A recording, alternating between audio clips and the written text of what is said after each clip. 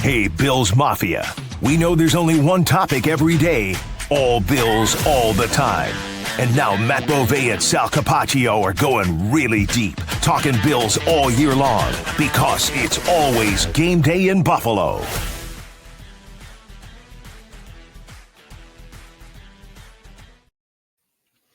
Matt, how many NBA games have you ever attended? More than 5, less than 10, somewhere in that range. Okay. How many times have you been to Scotiabank Arena for any event in Toronto? So I covered the NBA Finals at Scotiabank Arena. Well, there you. That's all wrapped into one. There you go. Yeah, I was there for game 1. I was there for game 2, and then I think I was there for game 5. So, and then I've also been to Leafs games there for work. So, actually, a lot of stuff at Scotiabank Arena. It's a cool place to watch a game. It is. Went last night. We're recording this. We're talking to you here on a Monday morning. Sunday afternoon, late afternoon, saw a Nets Raptors game. Took Max to his first ever NBA game. I've only been. This is only my third ever. NBA games are sweet. NBA games are fun. Like, I feel like casually you can pop into an NBA game and enjoy it more than an NHL game. You know, I think it's an easier product to consume, and the stars are spotlighted and it's easier to see them, and there's less things going on and there's a little bit less chaos. I really, the NBA has grown on me substantially over the years. Yeah, definitely a vibe for sure. I really liked it. Anyway, real quick, here's a really nice picture. I of course had to buy the kid a Raptors City Connect type jersey, whatever that. The Raptors jerseys are very clean. They're very sweet. Yeah. So it was really cool. We had a great time, and I don't care. I'm not a Raptors fan. Actually, I'm a Lakers fan. I mean, casual. But we rooted for the Raptors. It was cool. It was good. They had a good vibe going. Like I said, the arena is really nice. I do like the arena though. Yeah, and it's awesome for a Leafs game. Now, it's a little too corporate, though, for a Leafs game because tickets are very, very expensive. So the lower bowl is very, polished and prim and proper. But, you go there for, Hockey Night in Canada, especially if they're playing against a good team. It's a really, really fun atmosphere. So that's how I spent my Sunday. On the way up, I asked Yana, my wife, to drive so I could pay attention to what's going on in the football games. I'm like, would you mind? She's like, no. She's like, I'll just be listening to music. So I'm like, I'm going to watch Red Zone and all that. Paying attention to the games. Tried to kind of disconnect from football, but it's hard, right? It's our job, and I want to see what's going on. But from the Bills, of course, after what happened on Thursday night. Saturday, the Syracuse Orange had one of the worst defeats ever in its school history, 70-7 against Notre Dame. So I kind of wanted to just detach myself. How about you? What did you do over the mini bye weekend? You know what I did? I was just trying to get healthy. I've been sick for a couple weeks or a week. So I was just trying to kind of lay low a little bit. So I didn't do too much. On Sunday, I watched a lot of football, but I actually watched the Sabres game, and I was flipping back and forth between the Sabres game. And then I was going back to the Colts and Chiefs game, and the Colts did so many things to lose that game. It was so frustrating as a consumer just sitting there watching it. And, you're trying to figure out how it's going to play out. And, it's like the Colts almost don't know how to be in that position yet because they kept punting it to the Chiefs when they were near the 50 or even past the 50 on fourth and manageable situations. Then the Chiefs would get back to that point with 2 or 3 plays. And then you'd be like, that's why you go for it when you're playing against a team like that. And then there was a little stretch of the last possession that they had in the regulation where they did not run Jonathan Taylor and Daniel Jones wouldn't complete anything. And I was like, hey, I appreciate the aggressiveness of trying to get first downs and throw the ball, but this is your bread and butter. Who do you trust more, Jonathan Taylor or Daniel Jones? And in this instance, they were trusting Daniel Jones, and that certainly did not work out for them. So to the Chiefs' credit, they found a way to win because they always do. And that's why I think if you think that they're dead, you're an insane person. And I think that they could have been basically on life support if the Colts won that game. But now that the Colts lost that game, I think there's a world where the Chiefs go on a crazy run here and they absolutely get into the playoffs. And this is something that's relevant for Bills fans because this is now a team that you are likely competing to play for with a playoff spot. And luckily the Bills beat them head to head. It comes down to that, which is not the case for the Texans on Thursday night. You look at the Chiefs' remaining schedule: Cowboys, Texans, good defense. Obviously, we know that. Chargers, always a tough fight there, but Chargers are the same team now with some of their injuries. They have the Titans later, and then the Broncos and Raiders. So maybe a couple losses on their schedule, possibilities, but otherwise, I just don't see them really dropping many games here. Here's what I'll say. I spent a lot of time on Sunday because of where the Bills are, looking at the remaining schedule and the other teams that they are competing with. And I know right now, like mathematically, they have about an 80% chance at making the playoffs. That is as a wild card team. You know, it would be a shock if they were able to win the division. The other teams that they are competing with have some really, really difficult remaining schedules. And I do think that that plays a factor into this. Now, the Texans don't. The Texans play the Colts and the Chiefs. That's tough. I guess actually, you know what? The Texans play the Colts twice. So that is something. The teams that have the really hard schedules are the Ravens and the Steelers. Those two teams have and they play each other. They play each other twice. Yeah. Listen to the Ravens' final 6 games. All right. Okay. It's Bengals with Joe Burrow, we assume. Steelers, Bengals, Patriots, Packers, Steelers. That is a really tough way to close out. And then if you're looking at the Steelers' schedule, is it though? I don't know. So. Wait. Hold on. I want to push back a little bit. First of all, we don't know about Burrow yet if he's going to play, and they might back off him. The Bengals defense is not that good, although they played better, I think, against the Patriots. So they get them twice. The Steelers are, I don't know. You've been saying all year, like they run a Pop Warner offense, right? Yeah, but I don't know. My thought is though that one of those teams, like they're going to hurt each other. In theory, they should hurt each other. You know what I mean? Like you almost want them. You almost want them to split. And they're cannibalizing each other in the standings for sure. Yes, but the games that aren't in the division are the Patriots and at Green Bay.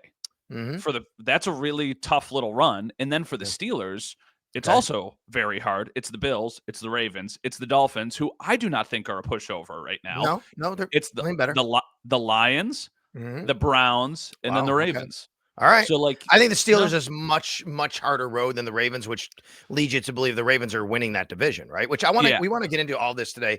Welcome in. It's always game day in Buffalo. Sal Capaccio, Matt Bove. He's Matt over there. I'm Sal over here. If you're watching on the stream, we appreciate it. We didn't get a post game to you on Thursday, and that's why we're doing this now. We'll lead in. It's Thanksgiving week. We'll talk about everything going on with the team, but we're so far removed from the game on Thursday. Let's just talk about the big picture of the Bills and going forward and what we expect in this week. And I like the way we started this because we can kind of break down the schedule. By the way, wherever you pod, we appreciate that. And of course, on YouTube at Sal Sports, you can follow me at Sal Sports. You can follow Matt at Matt_Bove. All right. Well, I mean, look, I'm looking at the standings right now. Okay. The Bills are currently the 7th seed. Only 7 teams make the AFC playoffs, folks. Okay. Or the NFC. The Bills are the 7th seed, but they are tied the exact same record with the 5th seed. All 3 wild card positions right now have the exact same record. The Chargers, the Jags, the Bills. What holds the Bills back is a 4-3 conference record. The team in 8th and the team in 9th are the Steelers 8th and the Texans 9th. You've already lost to the Texans. If you were to lose to the Steelers, both those teams would jump you, assuming Houston wins their next game.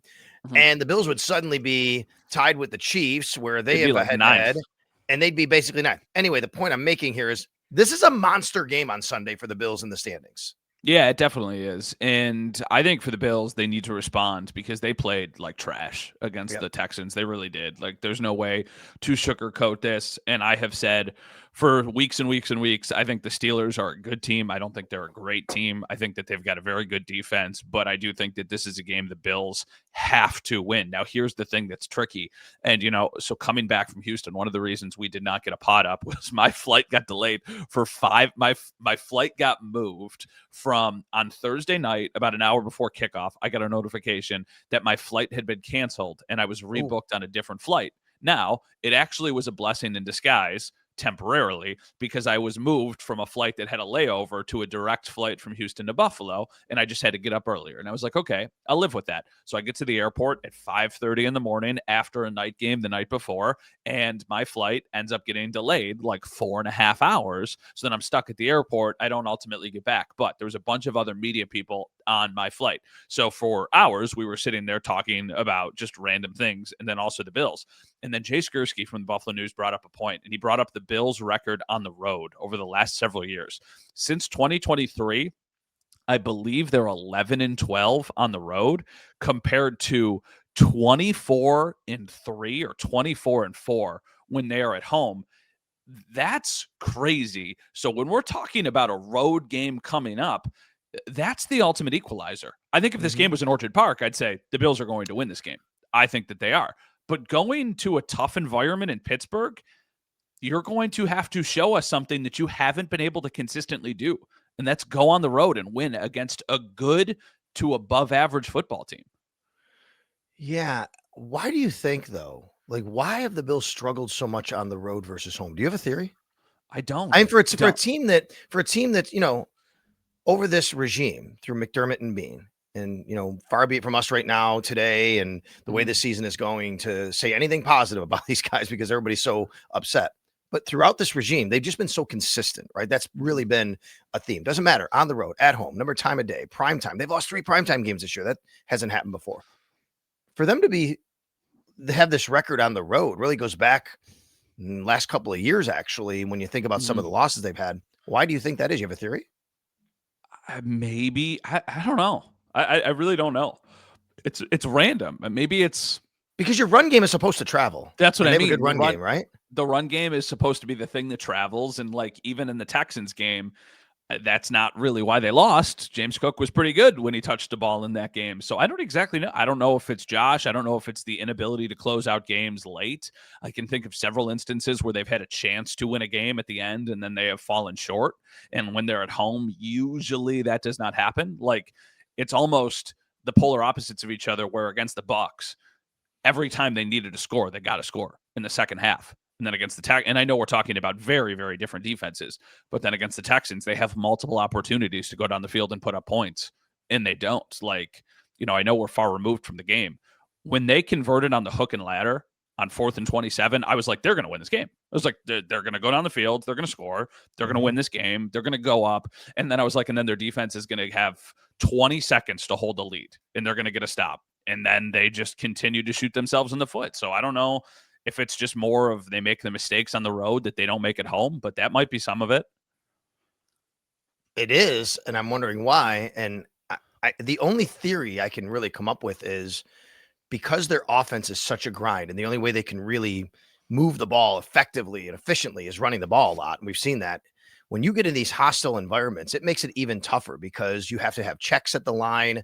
You have to be able to switch things up for receivers and seeing what you're seeing. And they just don't have the personnel, I think, to be able to do that right now. And I think that's really hurting them. And that really hurt them in the Texans game.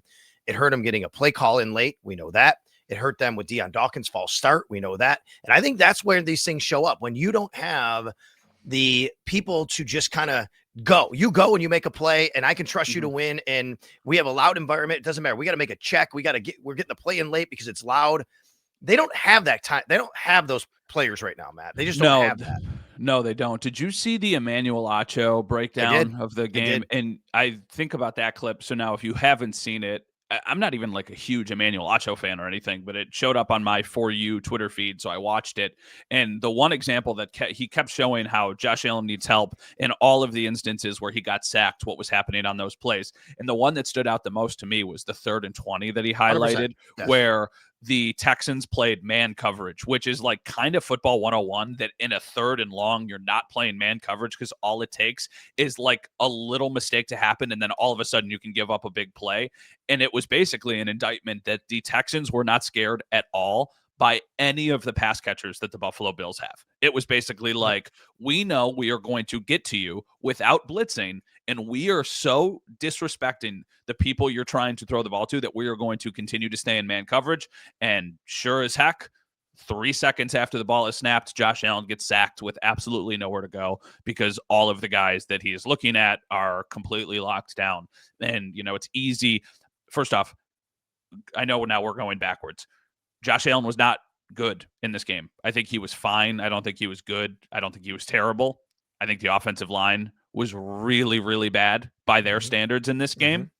But it once again, it comes down to the pass catchers. You'll see these random screenshots here and there of like, oh, this guy was wide open, or in the last play, Dawson Knox was wide open. Well, there was also an OPI on that play, which is why. I mean, Josh was also retreating the minute the ball was snapped because it's 4th and 6 and they're coming after him because of exactly what you said, which is we're just going to come after you because nobody's going to get open quick enough for you. And that's just right. By the way, not just man-to-man with one high, like I'm at 3rd and 20, or what are we doing?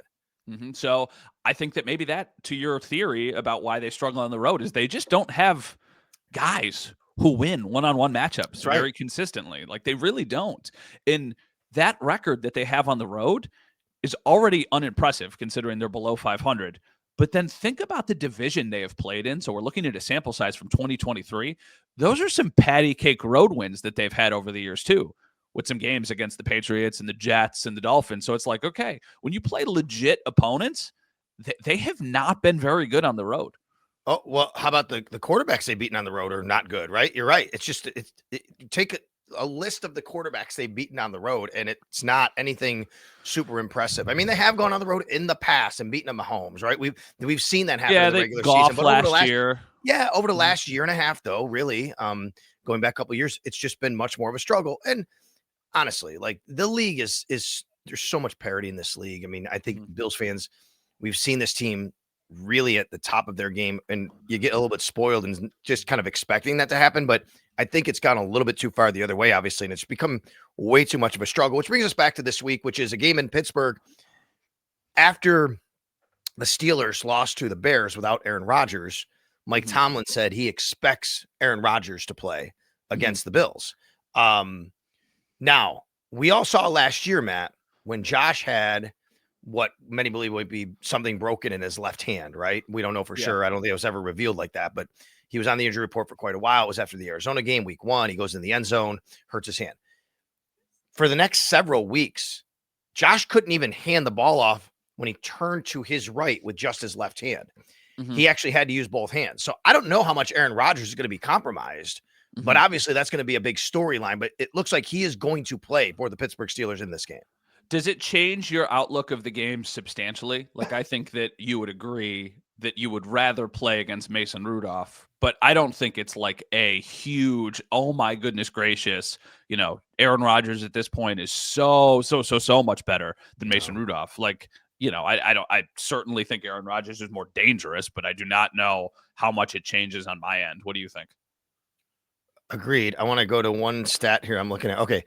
Average pass length for Aaron Rodgers this year. It is very low.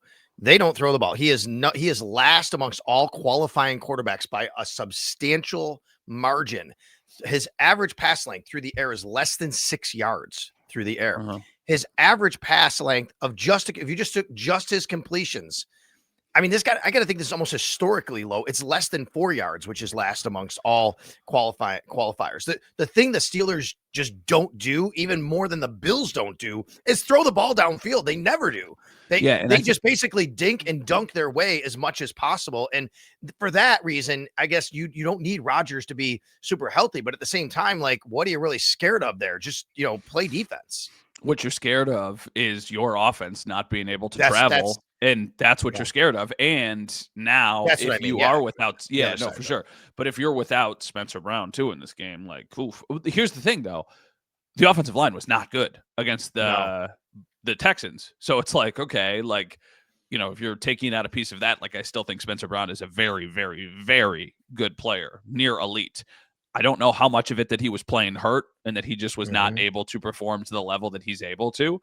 But, like, yeah, the offensive line is going to be the thing that we're all talking about in this game, because the Steelers defense, there are times where you can run on the Steelers defense. So that is why I think that this needs to be another lean into James Cook, take shot plays, lean into the play action with a little bit of added rest and a little bit of a short week, an extended break leading up to it. Like, it's got to be a game the Bills win. They got to go in there and they got to win it. The percentage of their making the playoffs changes, I think, 24%, according to the New York Times, if they win and if they lose. If they lose, it goes from like 83% to 60-something%. If they win, it goes up to 92%. And it's that point. Because I really think if you get to 10 wins, you're getting in. And I can't believe we're even having this conversation. But I think if you get to 10 wins, you're getting in, because of the tiebreakers you do have against the Chiefs and the Ravens. And that means you got to finish. I don't think the Ravens matter, though, with the tiebreaker anymore. They're going to win the division. But you could. You're right. If the Steelers were to somehow overtake the Ravens, but it doesn't. But you're right, though. If you beat the Steelers, you get their tiebreaker too. If you beat the Steelers, you have the tiebreaker against either one of those teams. Yeah, but also, like, if the Steelers beat the Bills, all of a sudden they're very much in the conversation win the division. So it's kind of like, you don't want that to happen. But I'm just saying, it gives you And the Ravens didn't look great against the Jets. No, I can't believe this is the conversation we're having. I know. By the way, if there's ever more of an example of a week-to-week league, it's the Steelers' rush defense. I'm just looking up their numbers against the Bengals back in mid-October, 7.4 yards a rush. Then they go against Jonathan Taylor and the Colts. It's 1.7 yards a rush they give up, right? It's weird. Crazy.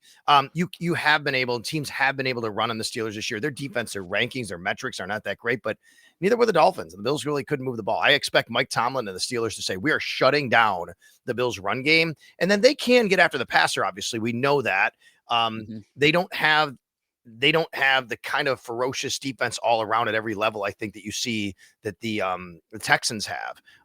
But they can get after the passer, and obviously that's something the Bills are going to have to do is protect Josh Allen. All right, you mentioned Spencer Brown protecting Josh Allen. Maybe it's Ryan Vandermark who starts for the Bills. We'll see. It doesn't look like Spencer Brown will be able to go based on what Sean McDermott told us on Friday, which he basically kind of indicated that it's going to be a stretch for him and Terrell Bernard to be able to play Sunday. Terrell Bernard, that looked nasty, what happened to him with Matt Milano, the friendly fire that came in.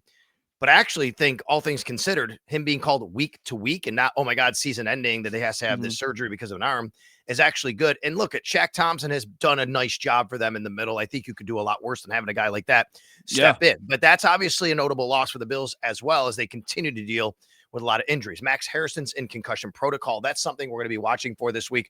Good news that Christian Benford and AJ Epinesa, who both exited the game on Thursday, appear to be okay. And Josh Allen, Sean McDermott said, is sore, but he'll be fine. I think we were all sore from watching Josh Allen in that game and just getting hit over and over and over again. They needed a little reset. They needed a couple days to shut things down and try and recover. They needed it, because in that Thursday night game, the actual results of the game were hideous, but the lead up to it and all of the players that got injured in that game, it felt like every snap a player was leaving the game with an injury. And so many people, it was just the blue medical tent on the sideline was a turnstile of just somebody goes in and somebody goes out. And I mean, obviously you're down there on the sideline, but it felt like every time I was watching the play, I was marking, okay, this guy, Deion Dawkins, going to get checked out. Josh Allen leaves. This guy, Khalil Shakir, is going to get checked out. Boom, boom, boom. It was just like every notable player, it felt like, got hurt in that game. So they do need a little bit of a reset. Hairston having the extra couple days in concussion protocol, I think, helps, because I don't know what his availability would have looked like otherwise if this was a regular game, because we can see how this does sometimes linger, and it's a very case-to-case basis. Spencer Brown is the big one to me. Like, you know, admittedly right now, because Terrell Bernard has been going through and dealing with so many injuries all year, I don't know if there was a drop-off between him and Shaq Thompson. Like, I really don't. Like, I think Shaq Thompson has played some good football, and then he comes into this game, and, you know, I don't think that this is just as simple as this, but in the second half, the defense was great. So, and that was when Shaq Thompson was leading the way back there. And we know Terrell's been dealing with an ankle injury, and Terrell Bernard has been so hurt all year. Maybe this gives him a chance to kind of get his body a little bit refreshed too. I know it sounds weird, right? You don't want to miss the guy and lose the guy, and you feel bad for him, but, you know, because it's the arm, the elbow, and taking a few weeks off, maybe that gets his ankle a little bit better as well, because he's not going to be out there doing those things. And we start to ask around too, because I think that anybody who is watching Terrell Bernard this year is like, what's going on? Like, he doesn't look himself. And then we'll start to talk to his teammates and coaches and stuff. And a lot of it is just little conversations off to the side that are not, you know, stuff that we are reporting and craziness, but everybody tells you, like, he is so hurt. Like, that's right. He's basically said it. They're trying to use language that doesn't make it seem like an excuse, which is commendable, because they do not want to make it seem like, hey, we're making excuses. But I've had people tell me, like, he should not be playing, but he's the defensive captain, and, you know, he is a playmaker, and he wants to make sure that he's doing everything he can to be out there for his guys. So that's why I'm like, hey, maybe this is a blessing in disguise. Maybe he can get a little bit healed up, to your point. And I think in the short term, Shaq Thompson has really, really looked good in spot duty. Like, one of the few bright spots on that defense is probably Shaq Thompson's emergence. You got to keep him healthy, though. He's a little bit older. He's dealt with some soft tissue injuries this year, right? I mean, that's something that you have to think about. Sean McDermott said Matt Milano, he thought played his best game of the year. Matt's not made the splash plays we're used to seeing, but I think that's partly because the defensive line has been also banged up and these guys are getting out on the linebackers. Matt's older. He's dealt with some injuries as well. I think Dorian Williams has done well when he's had to go in and fill in. We've seen him make tackles before. He's not the highest processor like Matt is. Matt is so good at processing everything. Dorian's physical speed, though, can kind of make up for it sometimes. Yeah. So we'll see how they wind up playing this overall. All right. Couple other notes here that we're looking for this week and where things go. Let's start with Keon Coleman. This is going to be a big storyline this week. We don't know, like right now, where things stand as far as if he will play on Sunday. And I think, and I said this all week going into Thursday, and Sean McDermott basically confirmed it after the game, which is it wasn't anything extra disciplinary with why he didn't play. It was a quick turnaround. They'd already had their game plan from Sunday. You're not going to put in a whole bunch of new stuff. They played well on Sunday in offense. So I think it was just circumstance he doesn't go in. But now, Matt, you got 10 days. It's going to be really interesting to see if Keon Coleman is active on Sunday against the Steelers. I half agree with what you're saying because the circumstance is true, but that's also really convenient for a player who hasn't made that much of a difference on the field. If Keon Coleman was great, he would have been on the field. Like if he was playing, no doubt. You know what I mean? Like I'm saying nothing extra happened disciplinary. Yes, is nothing extra. Yes, exactly. Nothing extra. He didn't do anything else that earned him a spot to be benched. Correct. But his play, he hasn't been productive enough to justify just putting him back in. Exactly. I think he plays Sunday. I do. I just think that the guys in his place did not do very much in the last game that they played either. So that is why I think. Why was Tyrell Shavers not on the field as much? I don't understand. I don't know. 24% of the snaps. I don't know. And he looked great the week before. Like I thought that Shakir would be a big part of the offense because Petrie was out. Right. So that was just kind of easy. Like, okay, like Shakir should have some looks in this game, but that really started slow. He really struggled in this game. You know, he had that's the other thing. You know, there was the fumble from Shakir. Like that stuff never happens. Like they just continue to lose the turnover battle. Maybe that's part of the reason why too, the road stuff, because they've been sloppy, especially sloppy on the road compared to when they're at home. So that's part of it too. But yeah, like I just think that Keon Coleman will play. I think it will be a huge indictment on where he is on and off the field if he does not play in this game. It already was. And then this Thursday night game, I think it's easy to get to the, hey, well, you know, short week. We scored 44 points the week before. We wanted to run it back with the guys we have. If he's not there after a 10-day break and coming off of like one of the worst offensive games this team has had, that is a massive indictment to me and a pretty clear sign that he is not part of the future. Agreed 100%. In fact, as you started to say that sentence, I was thinking in my head, if that is the case, I don't think he's on the team in 2026. I mean, how can you can, right? Somebody can change and get better and more mature, more professional, whatever words and terms we want to use. But you're right. I mean, if that's the case, I don't know what the path forward is for him to earn that trust back and suddenly be a big part of what they're doing, because it would mean that he's not doing things right off the field, but B, like you said, he's not justifying it on the field.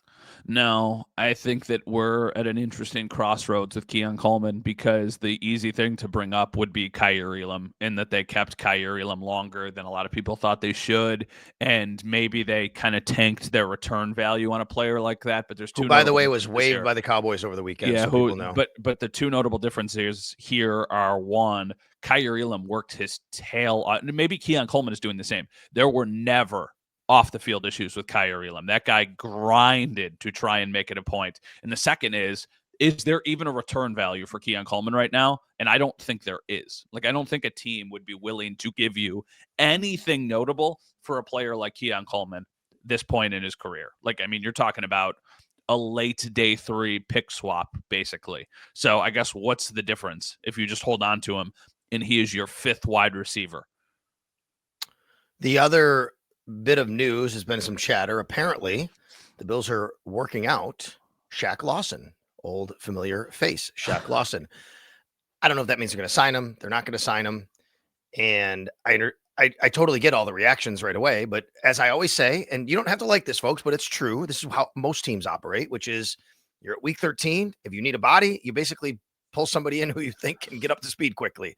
It doesn't mean it's the best move. It doesn't mean it's going to matter. I totally get it. I'm just telling you, that's why you do things like that. But I wonder what that means for the roster. Is there something going on? Is somebody injured we don't know about? AJ Epinesa, they said, is fine. We know Joey Bosa's been dealing with a wrist injury, but he did finish the game and went back and look. He played the final snap. So is there something there? How about the fact that we have Javon Solomon? What do you have? Landon Jackson's on IR, but they've gone into the last few games.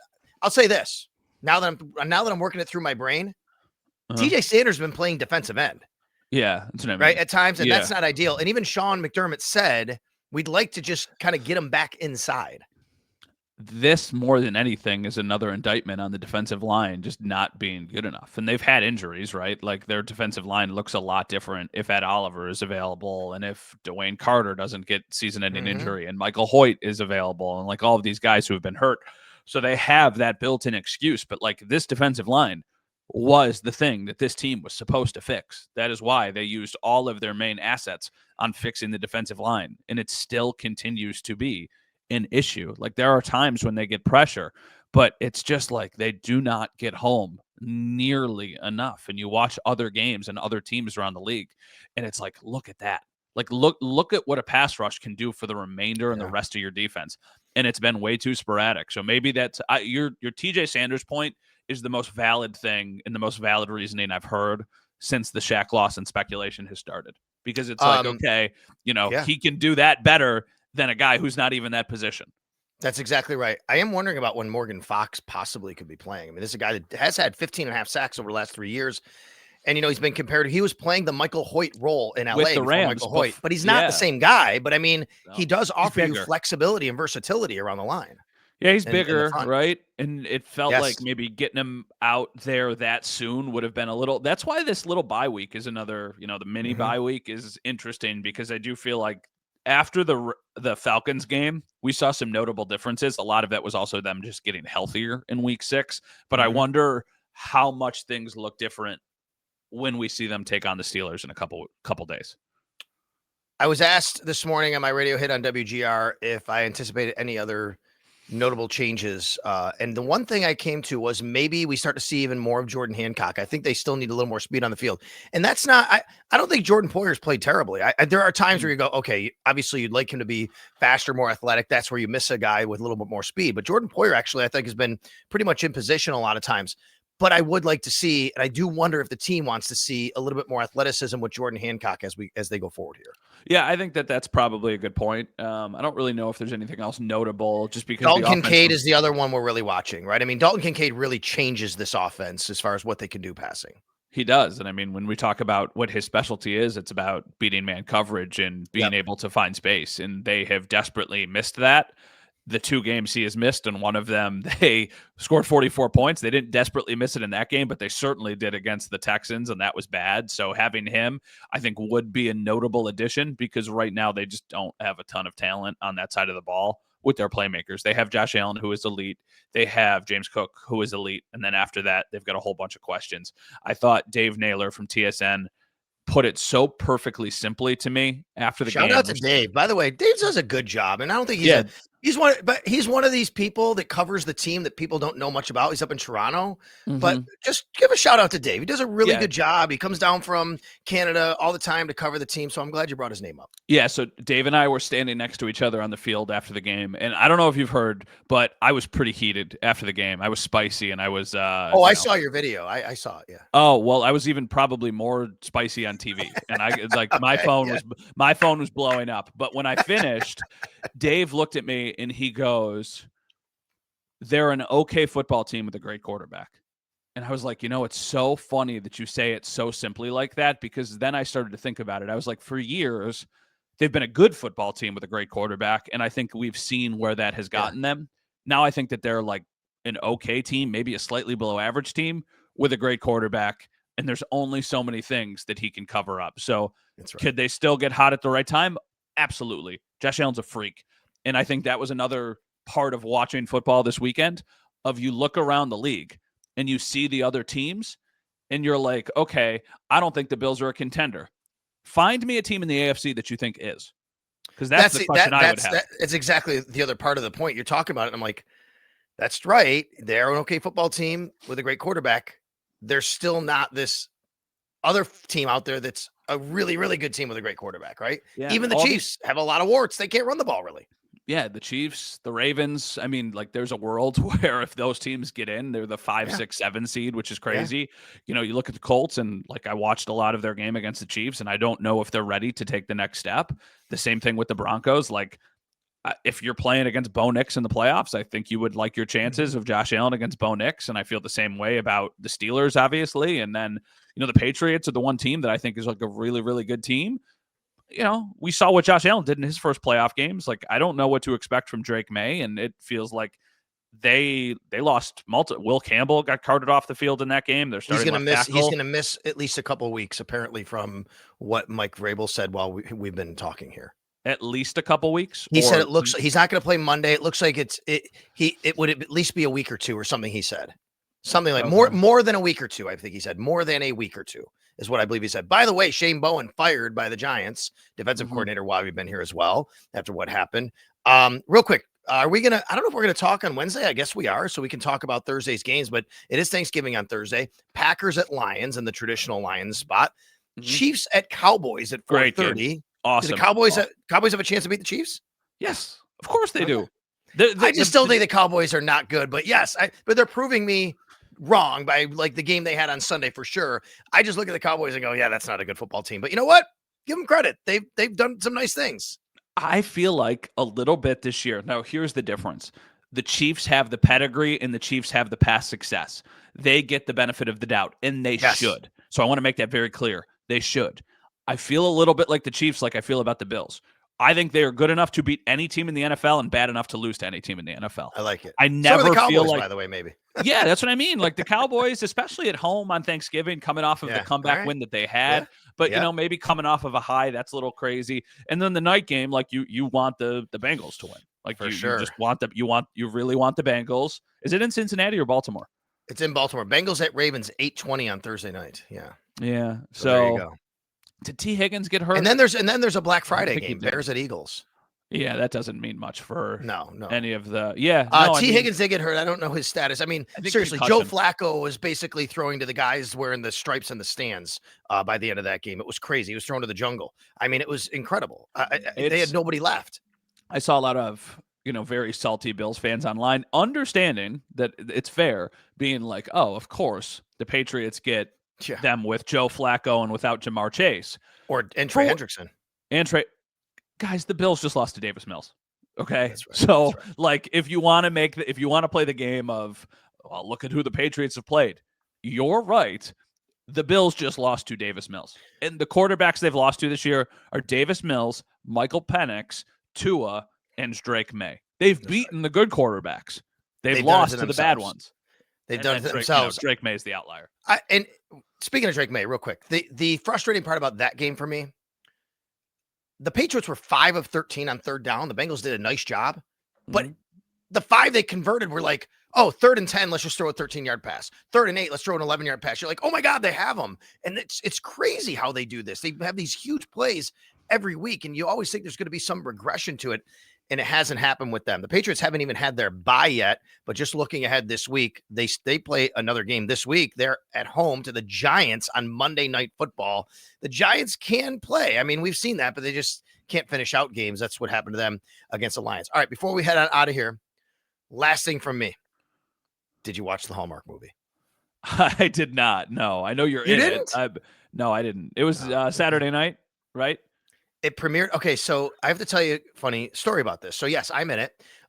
So Saturday, the movie was on Saturday. My phone was blown up because my scene appears, and I actually have a speaking part with the lead actor, Matt Daddario. And I play a member of the front office, and I'm walking down a hallway with him, and I say, we've gotten a lot of positive feedback in the public forum. That's my line where we talk about the new stadium. Yeah. And then we filmed there's more to the scene where he stops, he talks to a person at a desk, a woman in the office, and then another woman comes in and she says, hey, Matt, or hey, Gabe, that's his name. Hey, Gabe, you have this. And I say to him, I go, hey, I'll do that for you. And he's like, no, you got your daughter's Christmas pageant tonight. You can go, be with her. That little part wasn't in the movie. Okay. They took that out. So last night I get texts from people going, hey, I'm watching the Hallmark movie. Great scene. Oh, how's your daughter's Christmas pageant? I'm like, what do you mean? That part wasn't in the movie. So in the movie that was on TV on Saturday, that was excluded. But apparently, when you go to the Hallmark app and watch the movie, that part is in it. So it's like one of Makes those sense. made for TV edits. You know what I mean? Yeah, for sure. Well, I mean, was there commercial breaks in between the movie? Yes. Yeah. So that's probably why Yeah. they probably needed to. So they allot used that me as amount one of the commercial edits. That's how great I must have been, right? I mean, But you were still in it in both versions. Oh, for sure. Yeah. There's just the So extended scene in the other one. Yeah. Is it any good? You know what? I'm gonna totally unbiased here. I will tell you this. I've had several people reach out to me and say, you know what? That was way better than I expected. Really? Yeah. I haven't. It's a Hallmark love story, Matt. I mean, come on. You know what I mean? Like it's your typical, should I say cheesy because I'm in the movie. I don't want to do it like that, but you get it. You get my point, right? We all know how it's going to end. Yeah, I need to watch it. My wife will want to watch it with me. I think it's going to be a little weird just how many people I know in the movie, like seeing everybody, every scene is like filled with somebody who in the we very know beginning, in some very capacity. first scene, they're at Bar Bill and the camera It's comes Perino. in and Perino and Ryan Talbot sitting at the bar. Yeah, and then in your scene, isn't that John Polka also? And John Polka's in my scene behind me. Yes, McDermott's in it, and Dion's in it, and Jim Kelly's in it, and all of these guys are in it. Oh, and like, yeah. I'm in 2 scenes. Yes, the other scene I do not talk, but I might have actually more screen time because I'm at a conference table, and it's Gabe, the lead actor, Matt Daddario, and he's telling us all about it. He's thanking all the people who worked on the project, the stadium, and I'm one of the people, and I can nod with the best of them. Matt, it's me going nice, this that's nodding, good. But yeah, that's basically what it is. I got a couple texts asking me why I was not in the movie, and I was like, face for radio. I said for me, they didn't want to put me on the big screen. I'm okay for the small screen, not the silver screen. Okay, so when you watch it, also know. So little backstory here, and I'm sorry, folks. Just want to it's on my top of mind, so I'll tell you. So I went through the process like anybody else did. I applied for a role, but the role I applied for is a PA announcer during the game where they honor salute to service at halftime. Okay. And I applied because I'm like, oh, PA announcer, I can do this. I'm on the field. I'll be fine for this role. I get the notification that I got hired, and I'm like looking, but this isn't the role I applied for. So that role, when you watch the movie, they gave to Luke Russert and said, no, we still wanted you in the movie, but we wanted Luke. So we gave him that role and gave you another one. So when you watch the movie, Luke Russert's playing the role that I actually originally applied for. Yeah. But they gave me another one. I saw Luke at the premiere and I told him this story. Right. And he's like, oh, well, Luke said something to me about hey, it was a small part. I'm like, no, you were on for quite a bit. He actually has quite a bit of a role. Was he playing himself or is he? No, he was the Bills PA announcer on the field. Oh, okay. I don't like that. I like Luke Russert.